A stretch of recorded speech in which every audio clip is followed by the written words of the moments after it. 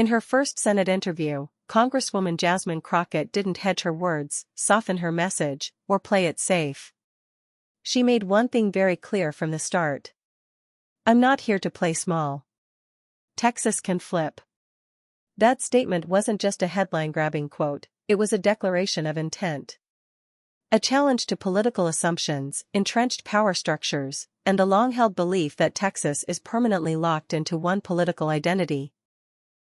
Jasmine Crockett represents a new generation of political leadership, one that blends legal expertise, grassroots organizing, and unapologetic confidence. Before entering Congress, she built her career as a civil rights attorney, fighting voter suppression and defending marginalized communities. That background shapes how she sees power, not as something to admire, but something to confront. During the interview, Crockett emphasized that her Senate ambitions are not about symbolism. They are about results. Voting rights. Healthcare access.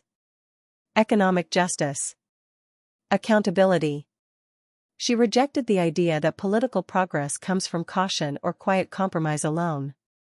According to her, real change requires pressure, and pressure makes people uncomfortable.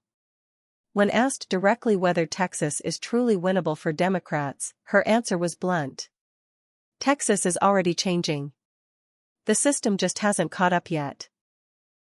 She pointed to shifting demographics, younger voters, growing urban populations, and increasing political awareness across the state. In her view, the problem isn't voter apathy, it's voter suppression. Gerrymandered districts, restrictive voting laws, and structural barriers have long been used to maintain control, not reflect the will of the people.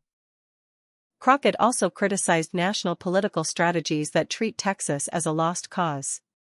She argued that writing off entire states becomes a self-fulfilling prophecy. If leaders don't invest in organizing, don't speak directly to voters, and don't show up consistently, they shouldn't be surprised when turnout suffers. Her message was clear: you can't abandon people and then blame them for disengaging. Throughout the interview, Crockett displayed a political style that is firm without being performative. She didn't rely on slogans alone. Instead, she tied her arguments to lived experience, both her own and that of the communities she represents. She spoke about moving from the courtroom to Congress, and how witnessing the real-world consequences of policy decisions shaped her urgency. For Crockett, the Senate isn't just the next rung on a career ladder. It's a tool. One that allows for broader structural impact. She openly addressed the resistance women, especially women of color, often face when pursuing higher office. The familiar advice to wait your turn or be patient is something she rejects outright. As she put it, I didn't come this far to play small. That confidence, however, is grounded in realism. Crockett acknowledged that the road ahead is difficult. Texas has powerful opposition, deep political money, and an aggressive resistance to change. She expects criticism, attacks, and attempts to undermine her credibility. But she views that resistance as confirmation that the conversation is finally threatening the status quo. One of the most striking moments of the interview was her insistence that discomfort is not a flaw in politics, it's a signal. If no one is uncomfortable, she argued, then nothing meaningful is being challenged. On the subject of flipping Texas, Crockett was careful not to promise overnight transformation. Change, she said, is cumulative. Every election, every organizing effort, every voter registration drive builds momentum. Progress isn't always loud, but it is persistent. Her broader message extended beyond Texas. This wasn't just about one state or one Senate seat. It was about redefining political possibility, and reminding people that systems only change when they are pressured to change. Crockett framed her campaign as an invitation, not a lecture. An invitation for disengaged voters, young people, and marginalized communities to recognize their power. She emphasized that democracy doesn't fail because people don't care, it fails when people are systematically pushed out. By the end of the interview, it was clear this wasn't merely an introduction to a potential Senate candidate. It was a warning to the political establishment: the era of quiet ambition is ending. The real question, Crockett suggested, isn't whether Texas can flip. It's whether people are ready to believe that their participation can force the flip. If Jasmine Crockett's vision proves accurate, Texas won't just change its electoral map, it could help reshape the national political narrative itself.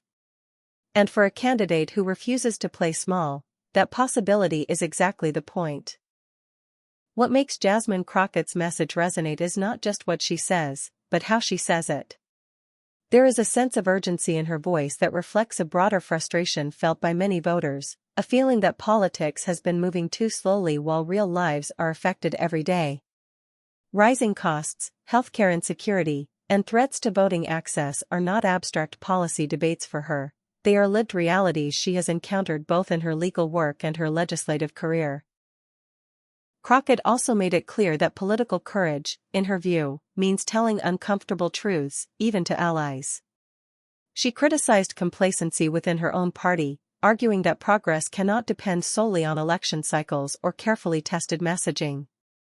Instead, it requires sustained engagement, especially in communities that have historically been mobilized only during campaign season and then forgotten. A key theme she returned to repeatedly was accountability.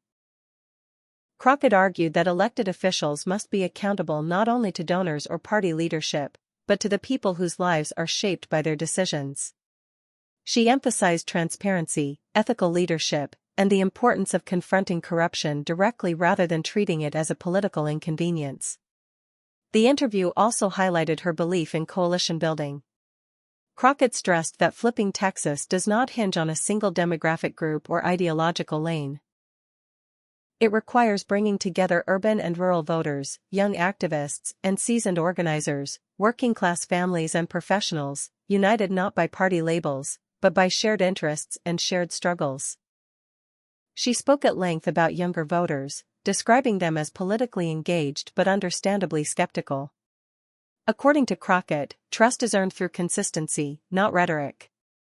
Leaders must show up year after year, not just when elections approach. That long-term commitment, she argued, is how political movements are built, not overnight, but through persistence. As the interview drew to a close, Crockett reframed the conversation one final time. This moment, she said, is not about ambition for ambition's sake. It's about responsibility. Responsibility to protect democracy, to expand opportunity, and to ensure that future generations inherit a system that works for them, not against them. In that sense, her Senate run represents more than a campaign. It represents a challenge to political resignation itself. A refusal to accept that change is impossible, or that power must always remain concentrated in the same hands. Whether Texas flips in the next election or several cycles from now, Jasmine Crockett's message is already reshaping the conversation. And perhaps that is her most powerful argument of all, that believing change is possible is the first step toward making it inevitable.